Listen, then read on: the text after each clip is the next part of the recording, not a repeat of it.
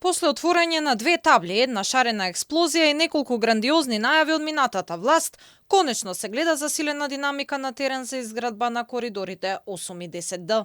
Со силна динамика се одвиваат градежните активности на делницата Гостивар-Букојчани, која што практично представува и најтешката од оние 4 кои што треба да се изведат во рамки на изградбата на коридорите 8 и 10Д.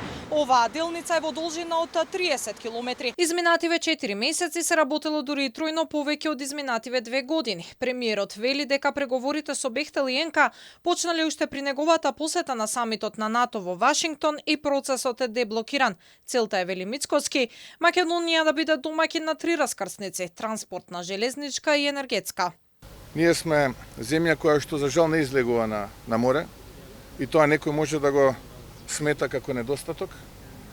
Но ние треба да сме умни и тој недостаток да го направиме во наша предност, бидејќи сме природна крстосница на два многу значајни коридори, коридорот 8 и коридорот 10, кога ќе се постигне заеднички, кога ќе има диалог, кога ќе се разговара, може да се постигне напредок. Сонот стар 50 години конечно станува реалност. Вице-премиерот и министер за транспорт Александар Николовски најавува дека со завршување на проектот од Скопје до Охрид ќе се патува за помалку од 2 часа. Во процес на предселекција е изборот на изведувач на делницата од Букојчани до Кичево. Прв пат после 50 години почнуваат реални работи на изградба на овој автопат, кој што ќе значи дека помеѓу главниот град на нашата држава и Охрид и Струга ќе се патува за некаде за час и 20 до час и половина, што целосно ќе го промени функционирањето на економијата, но исто така ќе го промени и туризмот, ќе го забрза економскиот раст.